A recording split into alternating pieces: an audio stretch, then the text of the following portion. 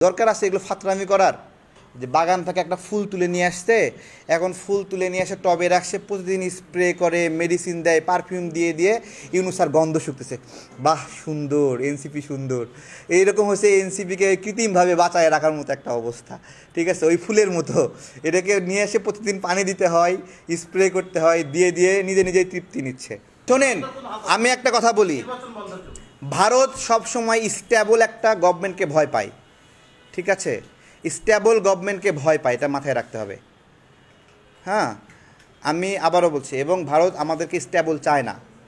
ভারত আমাদের এখানে নির্বাচন চায় না। ঠিক আছে, এবং এইটা বাংলাদেশ রাষ্ট্র হিসেবে যদি স্ট্যাবল হয়ে ওঠে তাহলে ভারতের অনেক অসুবিধা।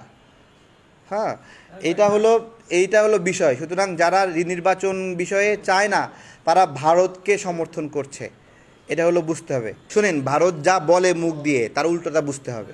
ঠিক আছে, এই যে গ্রামের মধ্যে অন্ধকারে জঙ্গলের পাশ দিয়ে যাওয়ার সময় সবাই চিল্লায় না, কেন চিল্লায় বলেন তো? ওর ভয় কাটানোর জন্য চিল্লায়। তো নাহিদ ইসলামরা চিল্লা ফাল্লা করতেছে, ওরা একটা আতঙ্কে আছে। ওরা তো বিরামহীন, মানে বেসুমার, মানে চাঁদাবাজি লুটপাটের মালিক এখন। তো এইগুলো তো বন্ধ হয়ে গেলে ওরা করবে। এক একটা জেলায় প্রোগ্রাম করতেছে 20 লাখ, 30 লাখ, 40 লাখ টাকা করে প্রোগ্রাম করতেছে।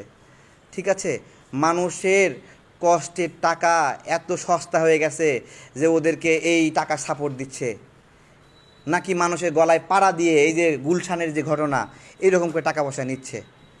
ওরা এই নির্বাচনের কথা শুনলেই ভয় পায়। জুলাই সনদটা হচ্ছে না কেন? জুলাই সনদ হচ্ছে না এই নাহিদ আক্তার, এই যে ডারভিন নাসির, এদের চালাকির কারণে, এদের প্রতারণার কারণে জুলাই সনদ হচ্ছে না। এরা আসলে জুলাই সনদ চায় না। এরা জুলাই সনদের মধ্যে দেখতে চায় যে 72-এর সংবিধানের কবর দেওয়া হলো। আরে ভাই, 72-এর সংবিধান কি শুধুমাত্র শেখ মুজিবের সংবিধান? হ্যাঁ বলেন, মুক্তিযুদ্ধ উত্তর বাংলাদেশে যারা ওই সময় বিজয়ী ছিল তারা মিলে এই সংবিধান বানাইছে। একটা সংবিধানের সব বাতিল হয় কিভাবে? হ্যাঁ, 72-এর সংবিধান বাতিল করে দাও। হ্যাঁ, এদের উপর কারা ভর করছে যে 72, 71 শুনলে এরকম জ্বালাপড়া করবে?